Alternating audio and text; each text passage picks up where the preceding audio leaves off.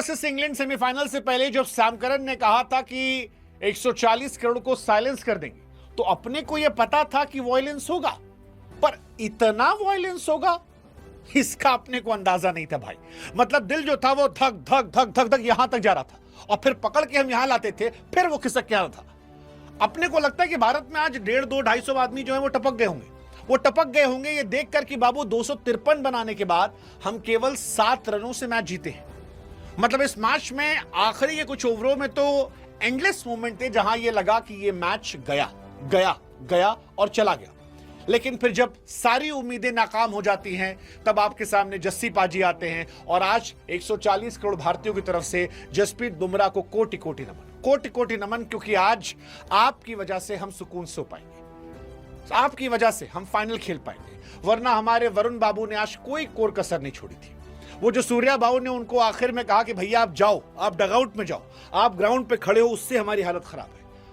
मतलब 4 ओवर में 63-64 रन कौन पिटता है? हर ओवर में पिट रहे थे, इतना पिट रहे थे कि हमको डाउट हो रहा था कि भैया ये वर्ल्ड नंबर 1 है ऊपर से या नीचे से, क्योंकि इंडिया आज बाहर हो रही थी।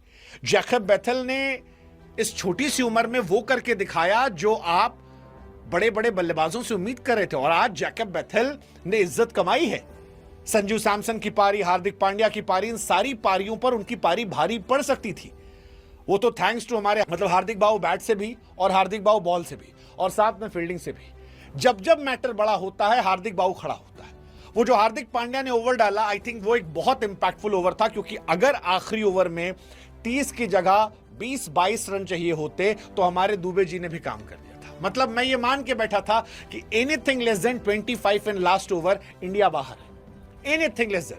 क्योंकि बापू को मैंने धोनी के सामने 24 रन खाते देखा था, और दुबे जी ने पिछले मैच में जो नो बॉल फेंकी थी, उसके बाद आधे टाइम मेरी टेंशन ये थी कि 5 छक्का में हो सकता है 1-2 बॉल बच जाए, लेकिन टेंशन इस बात की है कि अगर दुबे जी ने नो बॉल फेंकी तो जो फ्री हिट मिलेगी और नो बॉल पे जो जाएगा उसका हिसाब किताब कौन रखेगा। लेकिन थैंक्स टू हार्दिक पांड्या, वो पहली बॉल पर जो बाउंड्री से थ्रो किया, और जैकब बेथेल का जब रन आउट हुआ तो 140 करोड़ भारतीयों ने कहा हार्दिक भाऊ आपके भी चरणों में कोटि कोटि नमन। मतलब आप मोहब्बत में रेगिस्तान में दूध की नदियां बहा रहे हो, आप समंदर को पानी सोख जा रहे हो, आप बैटिंग में चल रहे हो, बॉलिंग में चल रहे हो, फील्डिंग में चल रहे हो, आप चलते रहो, एक मैच और चल जाओ, क्योंकि इंडिया में जो नहीं चल रहे हैं वो कतई नहीं चल रहे हैं।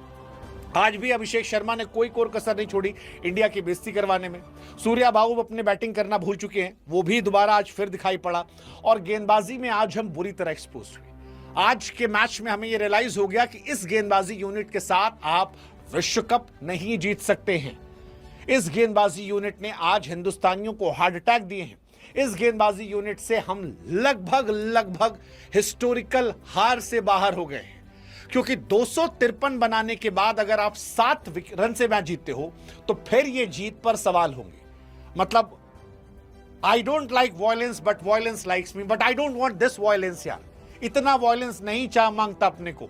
253 के बदले 246, इंडिया के भी 7 विकेट, उनके 7 विकेट। और यह तब था जब हार्दिक ने शुरू में विकेट निकाला, बुमराह ने शुरू में विकेट निकाला, बापू ने निकाला। बापू, अरे बापू आपके चरण कहां पर है? बापू को भी कोटि कोटि नमन। मतलब मेरे को ऐसा लगता है कि अंग्रेजों के सामने जब जब देश मुश्किल में आता है तब तब बापू अपने को बचाता है। बापू पहले भी थे 1947 में, और बापू आज भी है 2026 में। आज का मैच भी बापू के नाम था। मतलब वो जो कैच उन्होंने पकड़ा, चाहे वो बोल्ड मारना हो या फिर जो कैच था उसका विल जैक्स का, जो बाउंड्री के अंदर गए और कूदते काटते गिरे और फिर धीरे से उठा के दे दिया और फिर दुबे जी ने लपक लिया। अगर वहां वो कैच नहीं पकड़ा जाता, इंडिया का मैच वहीं खत्म हो गया था। बापू रक्षक है हमारे देश की तरफ से। बापू को भी कोटि कोटि नमन, क्योंकि बापू आपने आज फिर अंग्रेजों के सामने हिंदुस्तान की इज्जत बचाई है, क्योंकि हमारे गेंदबाजों ने कोई कोर कसर नहीं छोड़ी थी। मतलब आप ये सोचो यार, 253 बनाने के बाद अगर आप 5 ओवर में आखिरी में केवल 69 रन चाहिए, क्या हालत होगी? आखिरी के 5 ओवर में 69 रन कुछ नहीं होते हैं अगर आप 253 बनाए बैठे हैं। उस वक्त लग रहा था कि इंडिया का मैच गया। इंग्लैंड 185 था भाई साहब, 15 ओवर में 185 रन और 5 विकेट थे। बेथेल जिस फॉर्म में खेल रहे थे, हम ये मानकर बैठे थे कि टिक गया तो मैच खत्म है, आउट हो गया तो बच जाएगा। लेकिन जब 5 ओवर में 69 चाहिए होते हैं तब वो आते हैं जो भरोसा लेकर आते हैं, जसप्रीत बुमराह। मतलब मोहम्मद सिराज ने जो कहा था पिछली बार कि we only believe in Jassi भाई, actually we believe only in Jassi भाई, क्योंकि जस्सी भाई जैसा कोई नहीं है। चीते की चाल, बाज की नजर और जसप्रीत बुमराह पर कभी डाउट नहीं करने का, क्योंकि ये हर बार आपको मैच जिता कर देते हैं। आज जसप्रीत बुमराह की वजह से 140 करोड़ भारतीय खुश हैं। 5 ओवर में 69 चाहिए थे भाई, हमारी फट के फ्लावर हो रखी थी। फिर जसप्रीत बुमराह आते हैं 16वें ओवर में। इससे पहले उनके 2 ओवर में 19 रन थे। पहली बॉल पे सिंगल, दूसरी बॉल पे सिंगल। बल्लेबाज की भी फट के फ्लावर थी। यहां हमारी दुखदुखी बड़ी थी कि अगर जस्सी भाई पिट गए तो सामने वाले का क्या होगा, क्योंकि बाद में तो हमारे पास बॉलिंग में गड्ढे नहीं, गड्ढों में बॉलिंग थी। लेकिन जस्सी भाई की क्रेडिबिलिटी ऐसी है कि सामने वाला भी डरता है। सिर्फ वो एक बॉल जो सैम करन के पैर पे आई थी, चौवा चली गई, बस वही थी। वो भी चौवा जाने के बाद जस्सी भाई ने अगली बॉल डॉट की, फिर सिंगल दिया, फिर सिंगल दिया। फिर हमारे अर्शदीप बाबू आए। अर्शदीप बाबू बढ़िया गेंदबाजी कर रहे थे। मेरे को लग रहा था कि इंडिया शायद यहां से कमबैक कर लेगी। पहली बॉल वाइड, दूसरी बॉल डॉट, फिर सिंगल, डबल, सिंगल। लेकिन फिर अर्शदीप बाबू को पड़ा छक्का और चौवा, और वो छक्का चौका जो था वो बीपी बढ़ाने वाला था, क्योंकि वहां से मेरे को लगा गया मैच। 3 ओवर में 49 रन। मेरे को लगा यार ये गया, ये नहीं होना चाहिए था, क्योंकि वो छक्का चौका बहुत भारी पड़ जाएगा। अब टेंशन ये भाई साहब थी कि यार ओवर किससे कराए। दुबे जी कराए तो पता लगे आखिरी ओवर में 10 रन नहीं बचा। हार्दिक से कराए तो पता नहीं क्या हो। बट थैंकफुली अगेन जस्सी भाई आए और पहली बॉल डॉट, फिर सिंगल, फिर डबल, फिर सिंगल और फिर सिंगल। केवल 6 रन 18वें ओवर में, जब 253 रन चाहिए थे। मतलब आप इमेजिन करो कि क्या टेंशन रही होगी उस वक्त जब हार्दिक पांड्या से पहली ओवर डाला। And then Hardik Pandya, what a character man, I love this man Hardik Pandya. 2024 का वर्ल्ड कप, बहुत सारी मेमोरीज रिकॉल हुई। वो जो कैच सूर्य कुमार यादव ने पकड़ा था, वो कैच पकड़ा आज बापू अक्षर पटेल ने। वो जो ओवर उस टाइम बुमराह ने डाला था, exactly cut copy paste over जो था, वो आज फिर बुमराह ने डाला। और सबसे बड़ी बात, हार्दिक पांड्या, आखिरी के 2 ओवर बाकी थे, रन बहुत ज्यादा चाहिए थे, हमारी हालत टाइट थी, 39 रन चाहिए थे। हमें लग रहा था कि मैच जो है कहीं हमारे हाथ से निकल तो नहीं गया। पहली बॉल पे हार्दिक को छक्का पड़ता है, बट इसके बाद हार्दिक क्लच पांड्या, पहली पे सिंगल, सेकंड पे सिंगल, फिर विकेट, सिंगल, केवल 9 रन और आखिरी ओवर में 30 रन। और तब जाकर शायद 140 करोड़ भारतीयों को यकीन हुआ कि भाई साहब ये मैच हमारा हो गया। मतलब वहां से यकीन हुआ। हालांकि दुबे जी ने कोई कोर कसर ये बताने में नहीं छोड़ी कि आप खुश होकर जाओ। उन्होंने बता दिया कि भाई साहब आपकी बॉलिंग की औकात यही है। वो जो आखिरी ओवर 22 रन गए, वही हमारी औकात है। जोफ्रा आर्चर हमें 400 के स्ट्राइक रेट से मारा, वो हमारी हैसियत है। बट फाइनली हम बचे और इंडिया 7 रन से ये मैच जो है वो जीत जाती है। इंडिया फिर से फाइनल पहुंच जाती है। 2007 में पहुंचे थे, हम जीत कर आए थे। चैंपियंस ट्रॉफी 2007 में गए थे, T20 उस टाइम गए थे, चैंपियन बने, 2007 में चैंपियन बने थे हम। फिर 2014 में फाइनल गए थे, श्रीलंका ने हमें हरा दिया था। 2024 में फिर हम पहुंचे, जीते। इस बार 26 में पहुंचे हैं। आई होप कि इंडिया जीतेगी, बट जब जीतेगी तो उसमें मैं फिर कह रहा हूं कि आप जसप्रीत बुमराह को क्रेडिट दीजिए, क्योंकि बुमराह को समझने के लिए छोटा सा स्टैट मैं आपको बता दे रहा हूं, जिससे आपको बुमराह की औकात समझ में आ जाएगी। इस सेमीफाइनल मैच में अगर आप इंडिया को विजेता मान रहे हैं और इंडिया फाइनल गई है, तो उसके लिए सिर्फ बुमराह जिम्मेदार है और कोई जिम्मेदार नहीं है। और उसका रीजन बता रहा हूं मैं। जोफ्रा आर्चर इस मैच में 15.5 इकॉनमी से पिटे हैं। हमारे वरुण चक्रवर्ती जो है वो इस मैच के मैन ऑफ द मैच थे, 16 की इकॉनमी से सुर पिटे हैं। डेवसन जो है 19 इकॉनमी से पिटे हैं। विल जैक्स 10 की इकॉनमी से, ओवरटन 12 की, सैम करन 13.5 की, राशिद खान 10.5 की, अर्शदीप सिंह लगभग 13 की, अक्षर पटेल 11.5 की, शिवम दुबे 22 की और हार्दिक पांड्या 9.5 की। केवल हार्दिक और बुमराह 2 गेंदबाज ऐसे थे जो इस मैच में 10 से नीचे इकॉनमी थे। And Hardik Pandya was 9.5 and Jasprit Bumrah was 8.2 and that defines the greatness of this man whom we known as Jasprit Bumrah. What a man यार, what a character, what a man। I don't think कि मेरे पास शब्द है।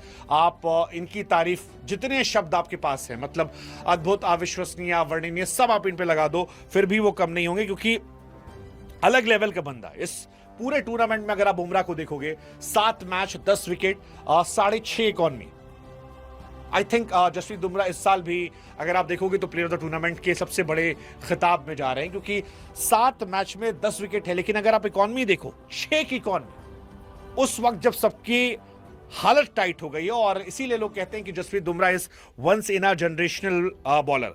संजू सैमसन तक कहना पड़ा कि अगर आज किसी को मैन ऑफ द मैच का अवार्ड देना था तो वो सिर्फ और सिर्फ जसप्रीत बुमराह को देना चाहिए था, क्योंकि वो भी वहां नहीं होते। आज उन्होंने भी माना कि यार वो वहां नहीं होते अगर ये नहीं होता, क्योंकि बाकी काम जो है वो जैकब बेथल ने कर दिया था। जैकब बेथल ने आज खून के आंसू रुलाए थे। अनबिलीवेबल पारी यार, 45 गेंदों पर सेमीफाइनल में शतक, 45 गेंदों पर सेमीफाइनल में शतक। आप कितनी तारीफ करोगे उस आदमी की। मतलब जैकब बेथल के लिए आपके पास जितने शब्द हैं आप वो सारे शब्द उनके लगा दीजिए, क्योंकि मतलब जैकब बेथल के बारे में क्या कहूं। 140 करोड़ भारतीयों की धड़कन जो है इस लड़के ने रोक कर रखी थी।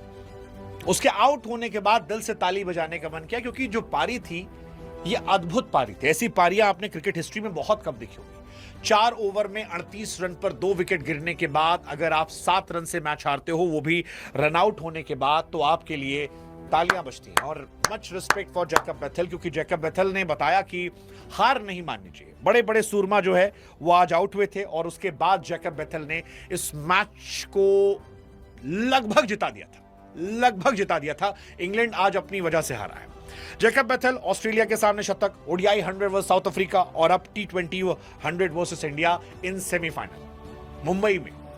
सच कहें तो इंग्लैंड को एक स्टार मिला, और वो स्टार जैकब बेथल है। So much respect for Jacob Bethell man. I wish कि ये पारी किसी और देश के सामने देखी होती। हम विनिंग साइड है, इसलिए शायद अब कह पा रहे हैं। हारे होते तो आज 140 करोड़ गालियां आपको पड़ती। But what a inning man, what an inning man. मतलब मेरे पास शब्द नहीं है।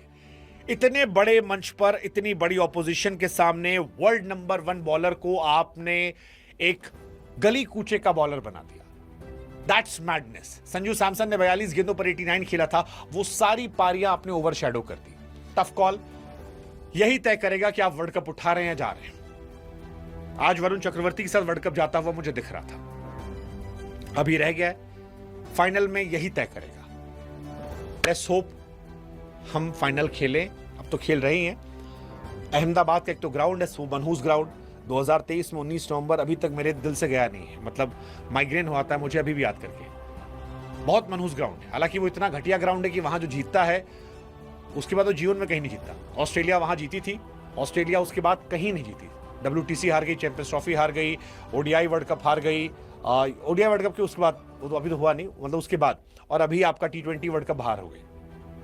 हार्दिक पांड्या की टीम गुजरात टाइटंस वहां जीती थी, उसके बाद से वो भी बाहर बैठी है। आपकी साउथ अफ्रीकन टीम अहमदाबाद में जीत रही थी, वहां से कोलकाता गई, वो भी बाहर हो गई। हम हारे हुए हैं वहां पे। आई होप कि वहां से हम जीत कर जाए।